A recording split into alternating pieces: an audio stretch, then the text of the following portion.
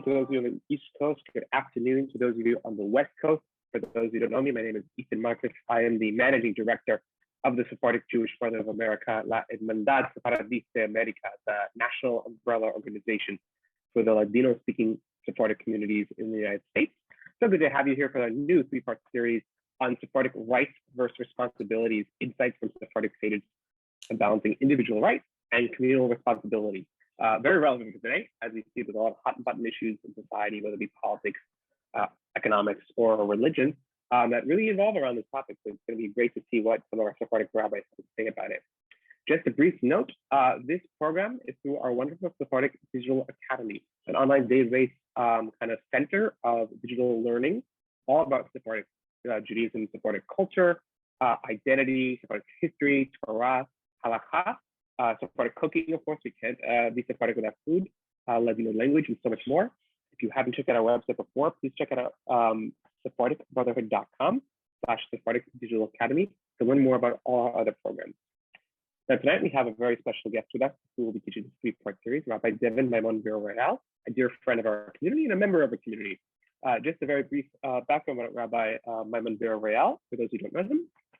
Rabbi Maimon Villareal has worked in Jewish education for over 10 years as a classroom teacher in both Orthodox and community day schools, during which he was awarded the Covenant Foundation's Pomegranate Prize for emerging Jewish educators. In his most recent past position at the Toledo High School, he has also served as Jewish Studies Department Chair. Currently, he teaches as adjunct faculty at Hebrew Union College, DELET program for teaching, and works as an education consultant for organizations such as the Sephardic Educational Center, Sephardic Adventure Camp, and the Institute for Jewish Ideas and Ideals. He's also the author of the blog thrivingtorah.com, which explores the wisdom at the intersection of Judaism, education, and everyday life. At the center of all his work is the belief that Judaism's ability to help people discover and nourish their best selves. Rabbi Villareal, his wife and 5 children, recently relocated to Southeast Idaho. Rabbi Villareal, whenever you are ready.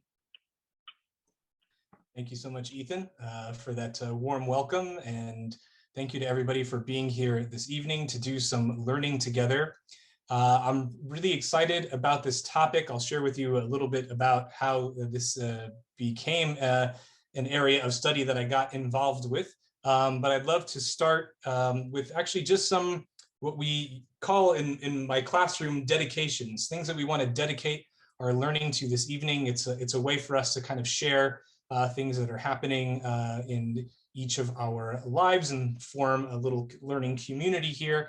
And so if people want to just type into the chat, or they're welcome to unmute and share as well, something they'd like to dedicate this evening's learning to.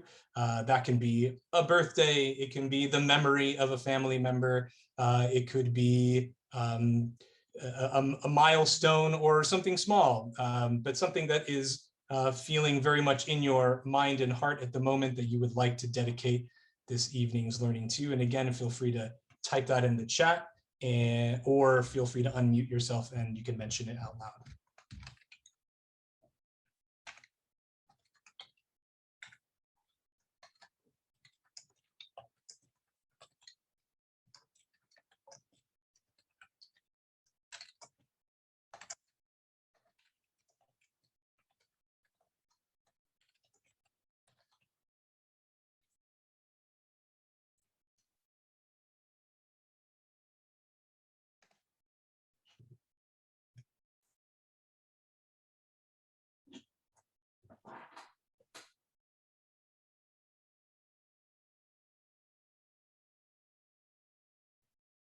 Okay, just offer a couple more moments, again, for people to put anything in the chat they'd like to dedicate this evening's learning to, or again, people are welcome to unmute and share something as well.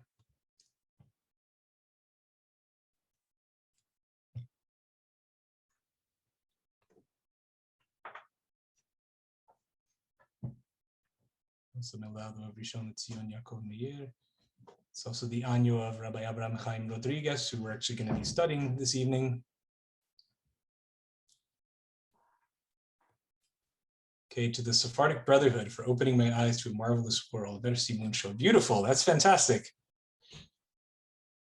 Okay, to the future. Wonderful.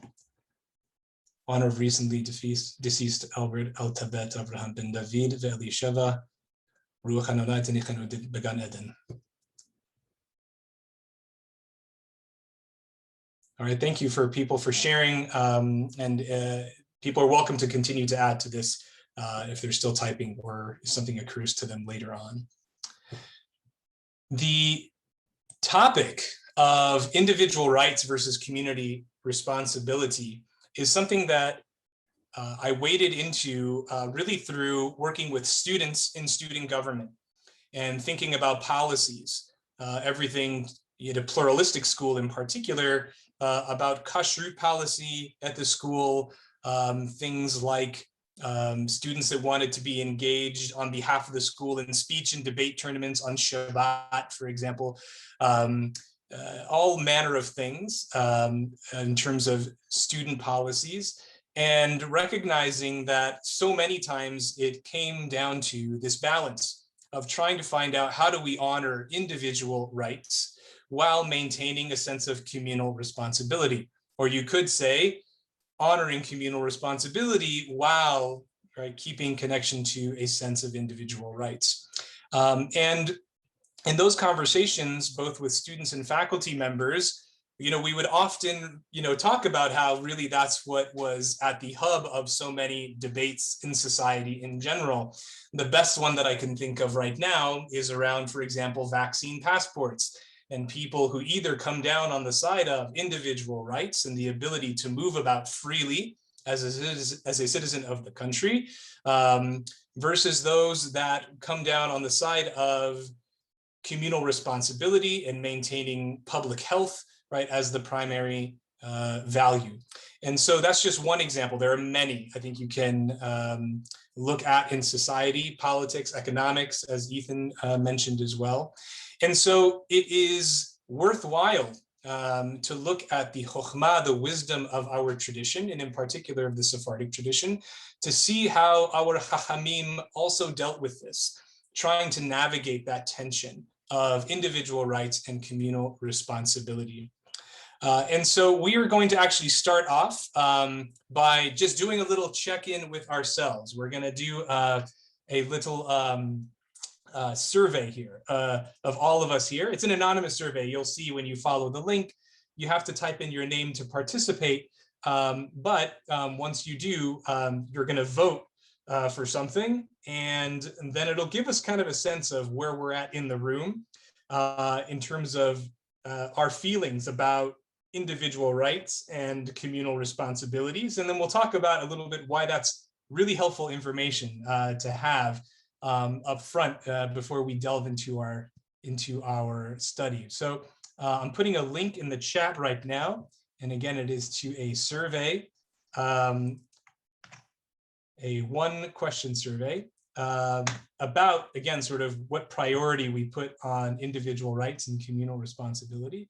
So if people can just follow that link, please, it'll take you to dot storming, and you'll see you can just put your name in to participate.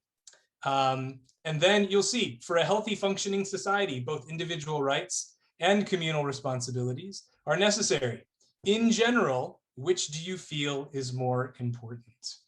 So if people can just click on one, the heart right underneath on the lower left-hand corner of each, which one? Of course, it depends so many times on circumstances, but in general, which one do you feel is most important?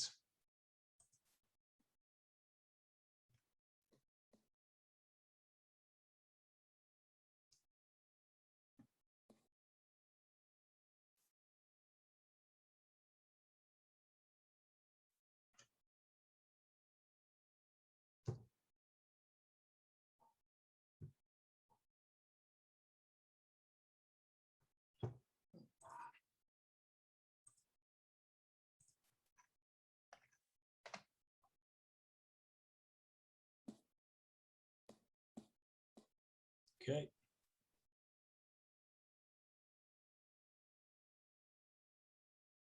All right, so anybody else that wants to put their choice in? Okay. Just take one more moment.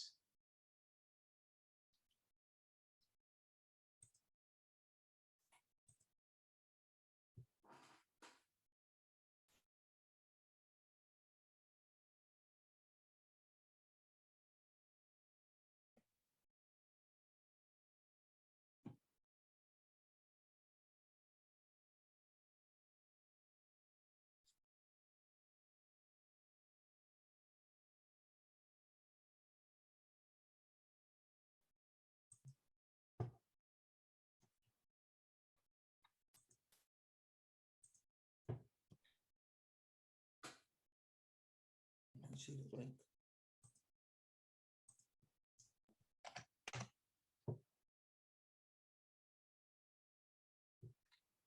Okay. All right. So just based on our little poll here, we have a fair amount, right, for communal responsibility, which is a good thing to know, actually, just to be aware of, right? It's not one of those things where there is a good or a bad or a right or wrong, but it is good to be aware of, right? And even if you didn't submit a vote, to be aware of what would you have answered, and to sort of be holding that in front of ourselves, right, as we get into our study. Knowing kind of where we are at the beginning of a course of study kind of helps us be aware of, as we go through our study, do we feel even more strongly now about that opinion? Do we feel perhaps less strongly and more nuanced about it? Has our opinion changed, right? Regarding certain aspects of this. So just putting out in front of ourselves allows us to be aware of our leanings, and to again, sort of then be able to watch kind of, how our thoughts about this topic develop. Just before we move on to the actual study itself, does anybody want to just share a word or two? No pressure at all. They can put it in the chat, or they can unmute just why they, sort of what's compelling to them, either about individual rights or about communal responsibility in a sentence or two.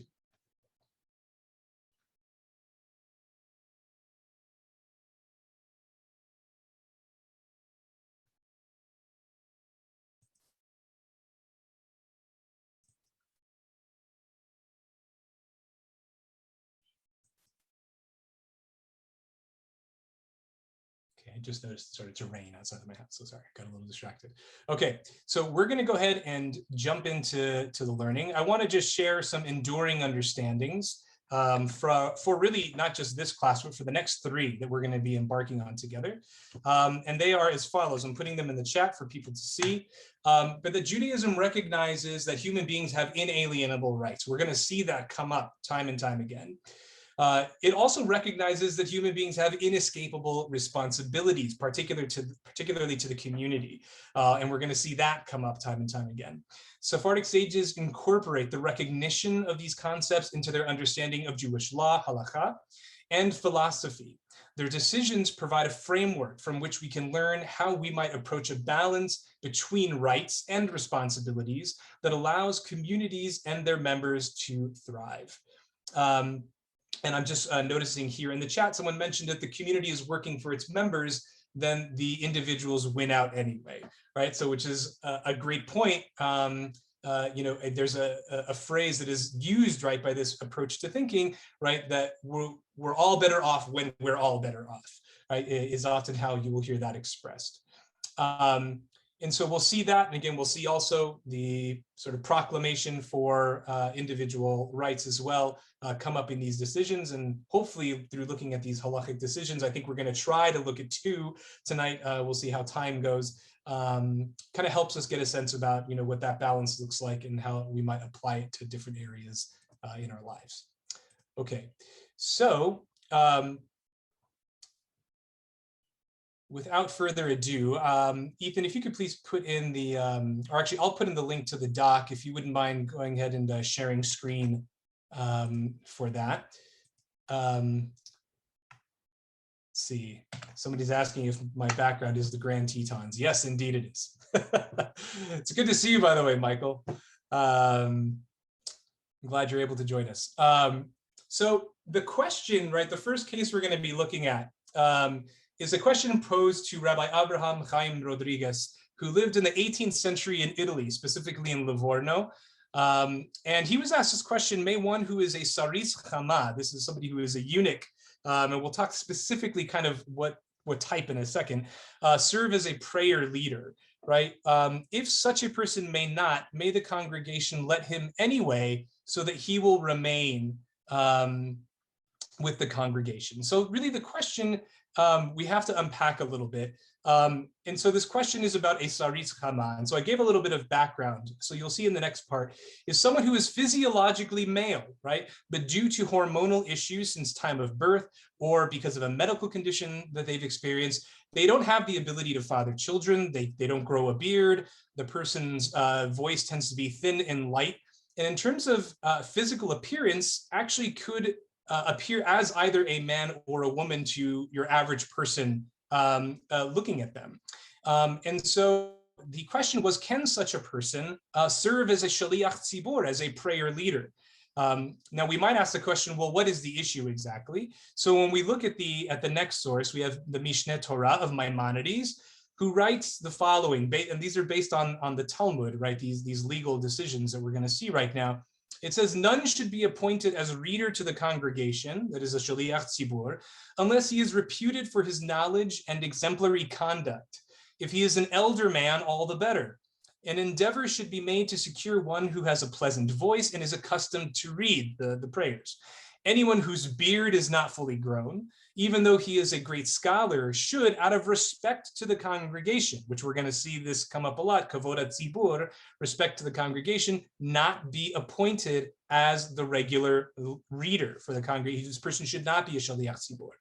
So there's this element here about, it's not just about the beard, right? It says anybody who has a beard that's not full grown shouldn't be a shaliach tzibur. It's because the beard was representative of a certain station in life. It was representative of a certain level of piety.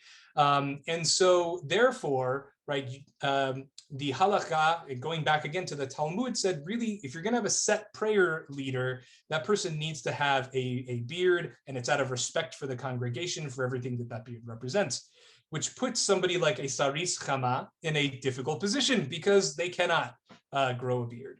We're going to see in the Shulchan Aruch really the deal specifically with the case of a eunuch, where the Shulchan Aruch writes a little more flexibility here. He says a eunuch, there are those who say that it is permitted to appoint him if he is 20 years of age. But then one of the major commentators, the Magen Avraham, cites a earlier authority, the Maharshal, who wrote that it is not fitting to allow a eunuch, a saris chama, to be a prayer leader, given the honor of the congregation, kavod hatzibur, to appoint him.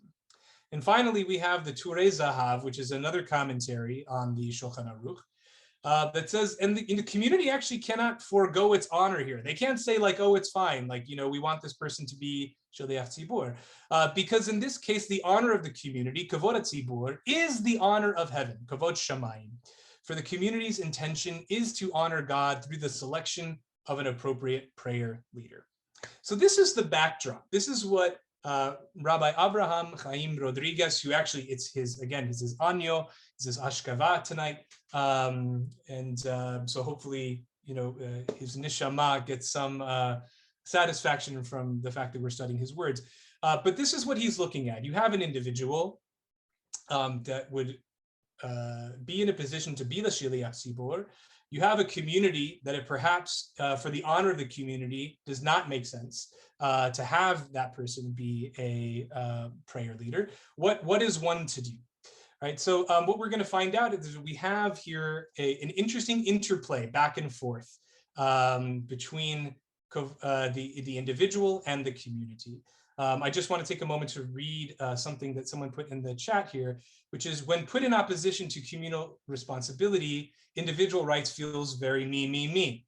It's your misfortune and none of my own, right? So great point, right? In terms of, sometimes it feeling like individual rights sort of feels more self-centered. Other times, actually, we're going to see it might actually help the community, but it's an important thought that that was put in the chat. So I just wanted to mention that. Okay, so this is the background that we're dealing with, that Rabbi Rodriguez is going to now try and tackle, and he actually gives a pretty surprising answer, which we're gonna look at in a second. But before I go any further, does anybody have any questions that they would like to put into the chat or raise right now by unmuting?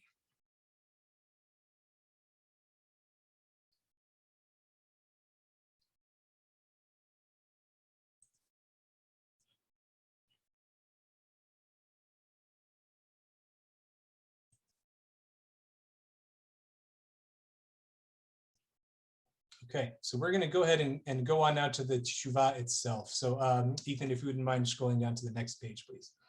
So we'll go down to the English. For those who would like to look at the Hebrew, again, they have access to the text and are welcome to take a look at that. So again, it's a restatement of the question. May one who is a saris chama serve as a prayer leader, a shaliach tzibur. If this person may not, may the congregation let him anyway, so that he will remain with the congregation. So the answer begins as follows. He says, this matter does not require much attention, which is actually a really fascinating statement. In Hebrew, it's lotzricha lifnim, which is a reference to, we don't even have to bring this question into the Beit Midrash, right? Because it's pretty straightforward. He says, it's quite obvious that it is completely permitted, which is really fascinating, again, given everything that we saw that would actually seem to indicate otherwise. This matter does not require much attention. It is quite obvious that it is completely permitted for this person to be a prayer leader, and from the age of 20 and above, he should enter to perform the service of God. And by the way, that's a technical point of being 20. It's just that for a person who is a eunuch, at 20, we could be relatively sure that they had sort of reached full adulthood. He says, this service being prayer, to satisfy the obligation of the public. He said, this is especially true if this person is pious, knowledgeable in various matters, a skilled reader, and has a good reputation. Furthermore, there is no cause for hesitation, neither from the perspective of Jewish law, nor from the perspective of the honor of the congregation, kavod hatzibur, which again is very interesting that earlier on we saw that that was one of the main objections. But he says there's really no problem from the perspective of kavod hatzibur, right? Since there is none other there who can compare to this individual in terms of his pleasant qualities and good conduct, both for the sake of God and fellow people, right? And he's now speaking about this particular community that wrote to the rabbi and saying that, listen, in your community, this person actually has the most outstanding reputation. So there's really not an issue in terms of kavod hatzibur. And then he goes on to say, we do not even need to argue for this conclusion by, and if you can scroll down a little bit, please. Thank you. By invoking the desire to keep him in the congregation. In other words, you might say, well, maybe, it's not technically permitted, but we need to because otherwise we're going to lose this person. He says, you don't even have to go there, right? Even as an ideal, you can appoint this person once they're no longer a minor, meaning that he is past his middle years or earlier if he has already shown the signs of being a saris, right? Again, being a eunuch. He then goes on to cite precedent. The holy people of Israel had the custom in their cities of having observant sarisim serve as prayer leaders. They were people of great piety and devotion. They served in this way, both on fast days as well as other days of the year. This subject does not tolerate greater deliberation, for the matter is quite straightforward and obvious, right? Kabe'ata b'kutcha, which is a really, it's kind of a cute rabbinic statement. It's like, everybody knows that you can eat eggs with dairy, right? It's not a question. That's what this is, kabe'at b'kutcha, right? Just like it's that obvious, so is this question. All right, so may the Rock of Israel show us the wonders of the Torah and increase knowledge. Such are the words of the signatories below, Parshat Mishpatim, here in Livorno. May God guard it. And you can see the signatories. This wasn't only signed by Rabbi Abraham Chaim Rodriguez, but also by Rafael Baruch, Gabriel Del Rio, and Moshe ben Rabbi Shemuel HaKohen. Okay, so we're going to start to unpack this a little bit in terms of our topic this evening, individual rights, communal responsibilities, and what's the interplay. But before we kind of get into that analysis, let's just kind of summarize here. The conclusion of the teshuvah is that it's permitted, right? We're going to start to now look at some of the arguments, and in order to do that, let's just start by what are some of the things that people noticed about the arguments that that Rabbi Abraham Chaim Rodriguez made. What were some of the things they noticed that he brought up? And if people can just put those in the chat, and the more participation we have, the better the conversation is. So again, you can either unmute or you can put it into the chat. But what are some of the things you notice about the arguments that he brings forward, saying that it's permitted for this person to serve as shaliach tzibur? So just any noticings right now that people saw in the arguments.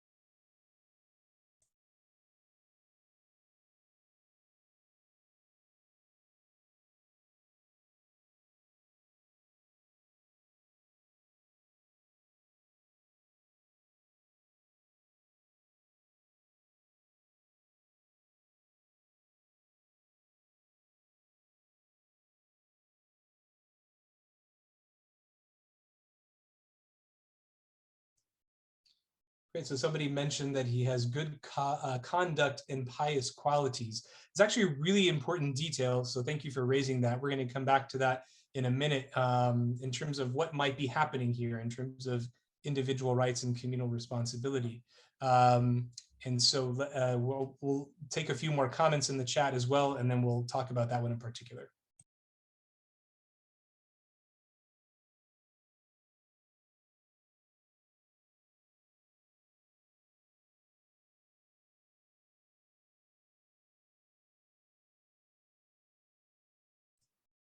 Great. So we have another comment here. Really great point in terms of what one set of sources was focused on versus the other, right? It seemed to me that Rabbi Rodriguez was focused on who the Saritz Chama was, right?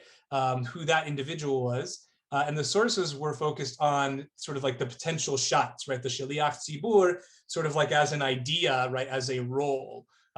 So that is a fascinating insight. Thank you for raising that, right? Thinking about focusing on a role, right? And sort of like a more abstract way versus the particular individual, right, of the Saritz Chama.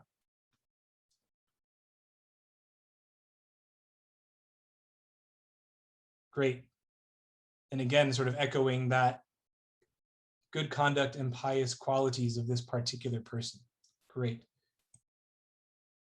I'm just going to give another moment for people to gather their thoughts and put any other comment in that they'd like to, and then we'll start to unpack this.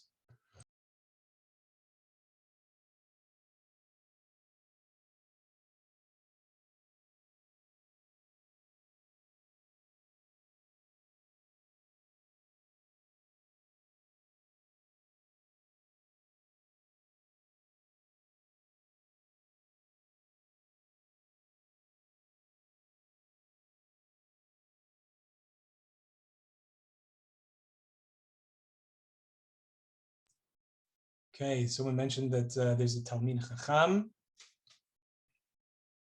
Okay, the idea is the comparison to others. Just because you have a beard does not make you pious, right? So these are both, I think, pointing to similar things with the Talmid Chacham, right? Again, sort of pointing out sort of like the character quality, right? These things really, really matter. And you know, sort of externals, right? Perhaps they don't mean what they once used to, right? Maybe once upon a time, right? Or in certain contexts, right? Even now, right? A beard would reflect piety. Not necessarily the case, though. Okay, apparently it was a common custom in Jewish communities. Great point, right? He marshals out that there is a precedent for this, right, in earlier communities, which is really great. I'm really excited by these comments because they really identify some really great things that are happening. So as we start to sort of now look at this through the lens of individual rights and communal responsibilities, I just want us to be familiar with two really important concepts, which are going to come up in the following classes as well. And Ethan, if we can just scroll down a little bit, please, where we see the encyclopedia entries. Okay, great. What we're finding here, and actually there's going to be a rabbi we study in the coming weeks who actually couches it in these terms in particular. What we're finding is that the individual rights and communal responsibilities piece is manifesting in an interesting way, and that is a clash between kavod hatzibur and kavod habariyot. Right? These are really important Talmudic and halachic concepts. Right? Kavod hatzibur being the honor of the congregation. We saw that reference specifically, actually, in the sources that we read, which is the obligation to take care to honor a group of worshipers or those performing a mitzvah. The definition of numerous laws regarding synagogue and Torah reading were established based upon the sensitivity to the honor of the congregation. For example, the Kohanim face the people when blessing them, even though their backs are turned right to the Hechal, right to the Shekhinah. Right? King David also stood when addressing the people out of a sense of kavod hatzibur. So here, sort of the manifestation of communal responsibility appears to really manifest in this concern for kavod hatzibur, right? Versus, in this case, kavod habariyot, which is honor due to creations, right? This value deals with the, actually, I'm going to skip to the second half of it, right? It also deals with the way in which a person is exempt from performing a mitzvah, or in which it is appropriate to violate a prohibition, if otherwise the person in question or another would be disgraced. Right, we are very concerned with the honor due to a living being, And sometimes even actually we would abstain from a mitzvah or even violate a prohibition. Generally, they're rabbinic in nature, though, in order to not embarrass a person. And so we have this sort of interesting tension, right, that is coming up here. We have a kavod habriot situation, someone who we want to honor as an individual and as a person of a certain character, but it comes in tension with kavod hatzibur, right, in terms of having a particular type of a shaliach tzibur and having somebody that sort of fits a general kind of list of characteristics that generally that person is supposed to fulfill. So what do we do? How do we navigate that? And this is where I think the comments here are really now all the more so illuminating. So people really focused on the character. And this is actually a great point to realize in terms of somebody being appropriate for a congregation, really giving honor to a congregation. Really, that really seems to be more about character than anything else. And so if we can, everybody can sort of go either, we'll scroll back up or we can look at it in your own source sheet. But that first source that we looked at in Maimonides, in the Rambam, already alludes to this. Again, I'll read that source and I'll put it in the chat so we can sort of just focus on that. And that is, right, none should be appointed as a reader to the congregation unless he is reputed for his knowledge and exemplary conduct. That is the first and foremost thing, right? The other sources sort of very much hung on to the external manifestation of that, as people noted in the chat as well, right? A beard doesn't necessarily mean those things, though. But really, it seems to be fundamentally about this, about an exemplary character. An endeavor should be made to secure one who has a pleasant voice and is accustomed to read, right? But here's where we have sort of like the sticking point, right? Anybody whose beard is not fully grown, even though he's a great scholar, should, out of respect to the congregation, not be appointed as the regular reader. So it seems like, well, even the character a little bit without sort of the external manifestation because of kavod hatzibur maybe doesn't matter, right? And that we have to follow the honor of the congregation, regardless of this individual, right, who has this great character. But again, in the first part of the source, it really does seem to be about, first and foremost, reputed to be a person of great knowledge and exemplary conduct. Okay, so let's go ahead and scroll back down. Thanks for moving us back and forth there. Thank you very much. So in the end, right, what takes precedence here, right? We see this push and pull. We have a person of great character. We have a community that has certain standards about who their prayer leader is supposed to be. What precedent gets taken ultimately, right? What is Rabbi Rodriguez ultimately argue, right, is the most important thing to consider here? The kavod habriot piece or the kavod hatzibur piece? And I just want people to think about that for a second. We know what his answer is, right? But I want us to now appreciate that he seems to be selecting kavod habriot, right, in a very interesting way. Because you'll notice in his final argument, and I'm going to put the quotation, the specific quotation into the chat for people to see, is that he makes a very deft move. He says on the one hand, listen, kavod habriot, we're looking at who this person is. Right? This person is pious, they're knowledgeable in various matters, right? They're a skilled reader, they have a good reputation. So it really seems to be about, listen, that takes precedence, right? This kavod habriot, this individual right, because of the character that they have, seems to take precedent. And then he does something very interesting though. And I'm gonna again put this in the chat just for people to look at.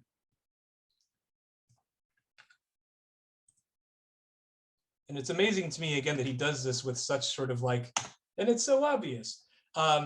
He says, furthermore, there is no cause for hesitation, neither from the perspective of Jewish law, nor from the perspective of the honor of the congregation, since there is none other there who can compare to this individual in terms of his pleasant qualities and good conduct, both for the sake of God and fellow people. He seems to redefine, right, kavod hatzibur in a way that completely leaves out externals and says, listen, kavod hatzibur is ultimately about character. And even with all of the precedent that exists in terms of actually putting quite a significant value on external definitions of kavod hatzibor, in terms of having someone who's older, having somebody with a beard, these types of things, he very sort of, and again, it's remarkable to me, in a very clear cut, without any hesitation way says, actually, it's not about any of that at all. If you really want to understand honor for the community, right, it's actually about the individual's character that represents you. And so what I want to just highlight about this is that he redefines communal responsibility to where communal responsibility is being met, right? But he does it because of the considerations that an individual forced us to consider.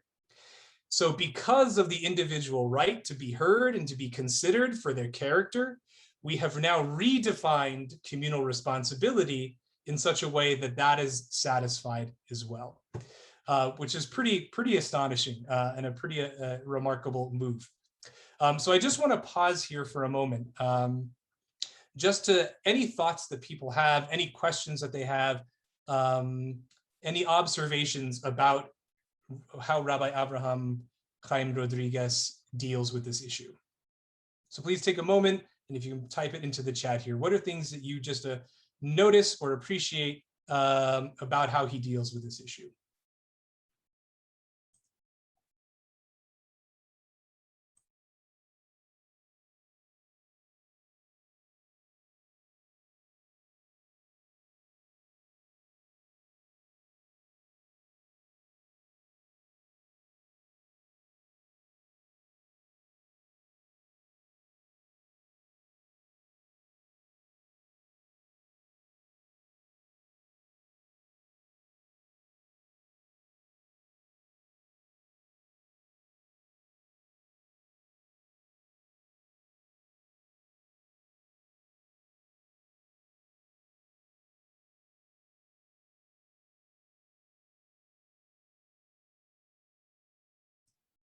So Michael, you asked a great question. Character traits such as midot. Yeah. I think that when it talks about exemplary in terms of character and so on, very much so, I think that that's the reference there. Thank you for raising that. Moral traits and discipline. Yep. Another comment here from Loretta. It sounds like it's a two-way street. The individuals form the community, and the community is a reflection of the people. That's a really excellent point as well. And thank you for raising it. In terms of really sort of recognizing, I think what you're highlighting is sort of these two really are inseparable, right? And one of the things that I appreciate about that comment is it also really highlights that this tshuva was really written for this community, right? It's really sort of thinking about who this community is, who this individual is, and how that allows for a solution. So thank you for that. Okay, I'll just offer a couple more minutes for people to gather their thoughts and put into the chat any thoughts they might like to share.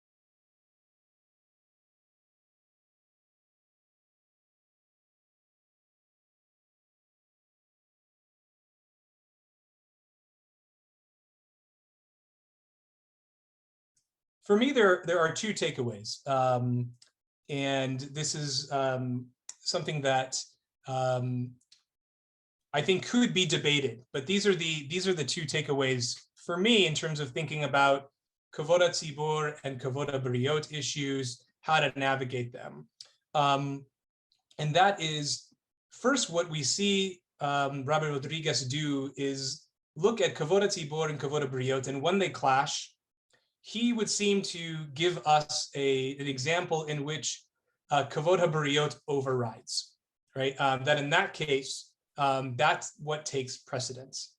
On the other hand, he could have just left it at that, but instead what he did is he did it in such a way that he redefines kavod hatzibor allowing it to be benefited by the individual. Very much going back to Loretta's comment, right, about really starting understanding the community as a reflection of the individuals.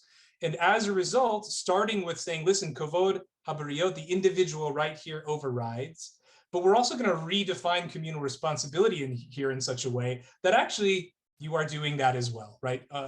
You are satisfying that as well, which may in some ways sort of be like a kind of like interesting, like legal way of sort of like getting out of the contradiction. But I think it's elegant, right, in some ways, in terms of really helping us understand the community really through the lens of the individuals that make it up.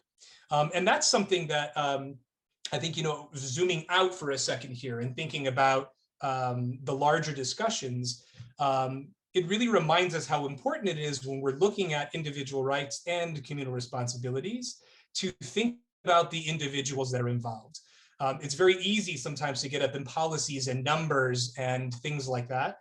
So what this example, I think, really puts out for us is to really keep in mind the notion of a community as being made up of flesh and blood individual members, right, that are not the same across the board. One community is made up of one type of individual, other communities are made up of different types of individuals. So as we navigate that, to really be able to be in touch with that sense of community in terms of the individuals that make it up and the individuals that it is a reflection of. Okay, so this was case number one. Any last thoughts that people want to share about this one?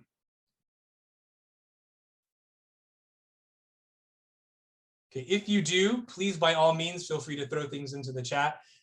This was the heavy lift. The next case is actually much more straightforward. I figured we'd do the heavy lift first, so that way, as time went on, we could sort of get to a more straightforward example.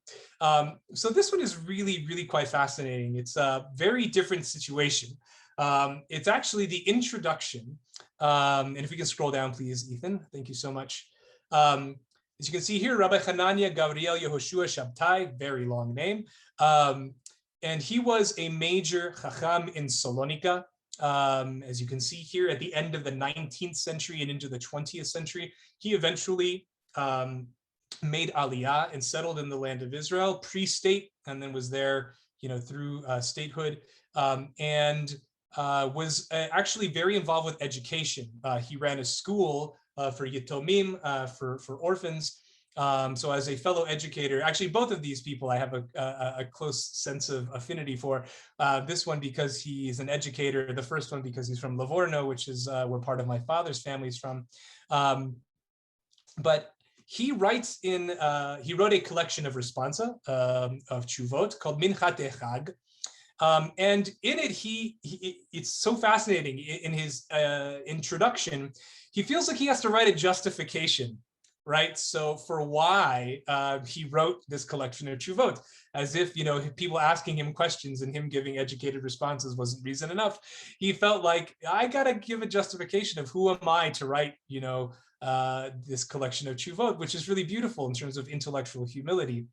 And so he actually frames it in terms of, he is really just responding to an obligation that everybody has, which is everybody has an obligation that if they have a chidush, if they develop a novel insight into a matter of Jewish law or Jewish content, they actually have an obligation to write it and share it. Right, and he believes very deeply in this, and I love it. You can see the educator in him, right? If somebody has an idea, a novel idea of something in Jewish content, they have to share it. They have an obligation to do so. And so in that framework, he gets into this really beautiful exploration of individual rights and communal responsibility. And he comes down very clearly on one side in an interesting way, right? In the same way, sort of that our first also came down very clearly in interest on one side, but then it got kind of interestingly like textured. We're going to see the same thing here. Okay, so if we can scroll down a little bit for those of you that are interested in the Hebrew. Sorry, I had to copy and paste the PDF there. I didn't have time to retype the Hebrew. So here's what he says here. He says, furthermore, in section 530 of Sefer Hasidim, so if people want to look it up, they can. He says, the author writes, all those to whom the Blessed One reveals some wisdom, but do not write it down in a book, steal from the one who revealed it to them. For it was not revealed to them except for the purpose of being publicized and made known to others. Not for it to be guarded by that person, as it is written, the secret of the omnipresent is given to those who revere him, and his covenant to make known. Additionally, it is written, may your springs spread out. So also did King Solomon say, God will call every creature to account for everything unknown, be it good or bad. If what God has revealed to a person is good, and for a person to hide it is bad, how can a person repay God's goodness with bad? It is already known to us from numerous texts, and now he's really going to get to the heart of it. He said, it is already known to us. Apologize, I lost my spot. Okay. It is already known to us from numerous texts that the doctrine of humanity is thus, that a person should direct themselves completely toward the wholeness and development of others. And one should not say, if I achieve wholeness for myself, what does it matter to me if others do? It is like what Maimonides wrote in his Guide for the Perplexed. One who does not positively influence others through their wisdom is not called whole. How faithful are the words of the author of Nishmat Chaim, who stated, we are not born only for ourselves. For humans are social beings, and it is incumbent upon them to be of benefit to others and teach the character of their maker. In doing so, they become a partner with the Holy Blessed One who created the world not from need, God forbid, but rather to allow goodness to flow upon all creations. Okay, so let's just pause here for a moment. And if people can take a look at that. So pretty clear, right? He comes down on the side of communal responsibilities, right? He brings these sort of beautiful lines of we are not born only for ourselves, etc. But what is his argument, right? Let's just take a moment to take a look at this text again. People should look back through it. And what are some of his arguments to put forward this idea that really our main responsibility is communal responsibility? And if people can just take a moment and then put into the chat or unmute what arguments they see him bringing.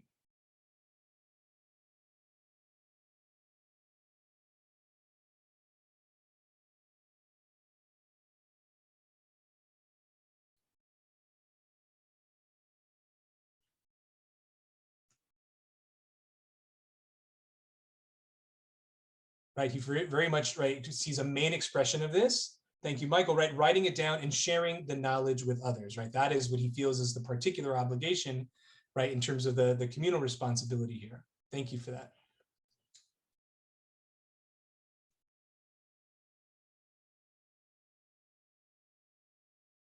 Okay, I'm just reading this comment here from Joey Thal. Looks like Shabtai is saying that we aren't meant to act in a vacuum, right? Our knowledge benefits the community. Right, it makes me think of right, the famous quote, right, that no person is an island, right, and he seems to really be driving that home, right.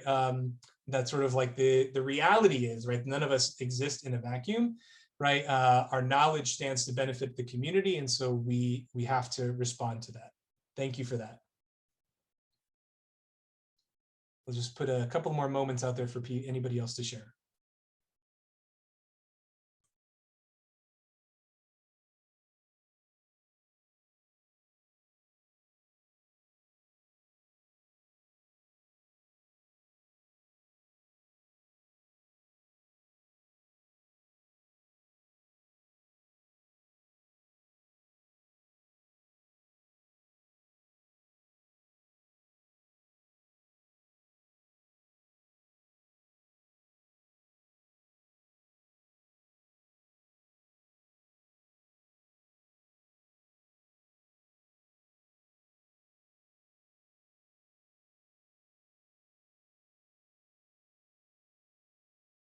Okay, so we have a comment here also. Looks like essentially we don't have individual rights as an independent concept. Rather, it's a product of communal responsibilities. The individual derives itself only from that which wholly benefits the community. So that's a really, really fascinating statement. And I appreciate it being brought up because this is the textured part, right, this piece, I think. So thank you for raising this. In the first piece, what we saw was, you have a very much an honoring of the individual, right? This was, again, the first piece that we looked at, an honoring of the individual. And what we saw is that allowed, right, through that focus on an individual's right, what that allowed is a sort of reshaping of the community in a way that the community benefited. Here, we really come down very clearly, right, about obligation and a sense of communal responsibility. But the texturing is that actually gives rise to a sense of individuality, because it's not a chidush, it's not a novel insight if everybody else has it, right? And so it actually requires an individuality, right, in order for the community to receive back. So both of these sources have this really beautiful and I think elegant approach of starting with one, very clearly articulating the primacy of that value, but in a way that actually also, though, lends value to its counterpoint, which is really a beautiful, beautiful thing. I see a couple of comments here. It reminds me of the concept of a pebble thrown in water and creating more and more circles, right? Positive makes more positive and benefits others. That's a beautiful point.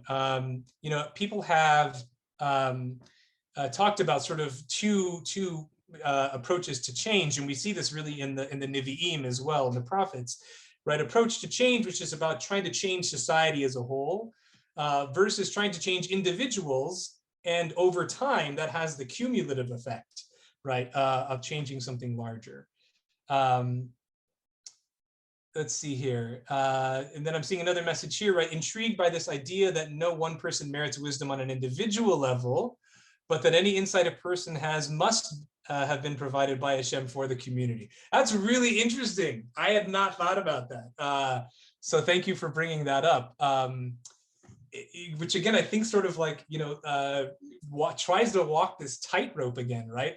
Of an individual and the individuals necessary to have this novel insight, but at the same time, it has to be provided, or it must have been provided, at least from this perspective, right, in order to benefit the community. So really, really great articulation. So I just want to put one more comment in here, and to again, sort of like, if I can try to encapsulate it as best as I can. I said it slightly differently than what's been expressed so far, but I think it catches a lot of it, which is to be of benefit to the community. In order to enact one's communal responsibility, one also has to invest in themselves as an individual. In other words, in order to have a chidush, a novel insight into the Torah, into any Judaic content, it's not going to happen by itself, right? A person has to invest in his or her own personal study. They have to take the time and energy and benefit to do that. And so really that communal obligation also gives rise to an individual investing in her or himself. And so I just want to, in our remaining minutes, sort of leave us with these thoughts. And it kind of sort of, I think, sets a paradigm for what we're going to see moving forward. We saw two very different examples. Both of them, the first one again came down very clearly an individual right level, only to then sort of look at how it's important, though, from that individual right perspective, look at the how to enrich the community.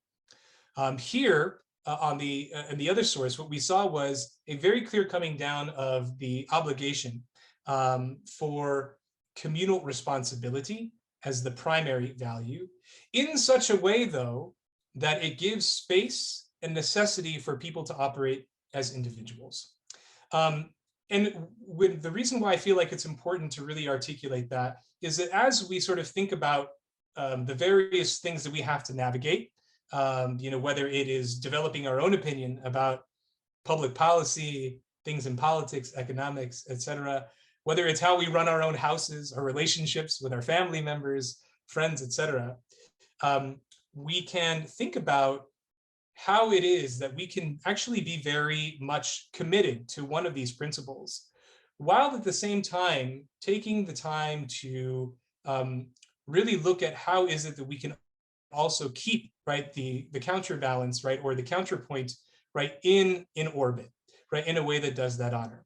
And what we saw today are two examples of remarkable individuals that sought to do that, just that, did it in very unique ways, in very beautiful ways. And so hopefully we can take some inspiration, right, as we try to figure out the right balance for ourselves of the examples and models, right, offered for us in these texts and decisions that our Chachamim have left for us. So we are at time. I want to thank everybody that participated. I really appreciate it. And please sort of keep these going in your mind when we meet together next week. I would love to hear if anybody has any additional insights as well. I know for me, whenever I'm looking at something, it's like 2 days later and I'm taking out the trash and I'm like, oh, you know what? You know, this idea too. So hopefully people have some of those moments. I hope this was insightful for people. I'm looking forward to the next 2 sessions where we will be looking at 2 more cases.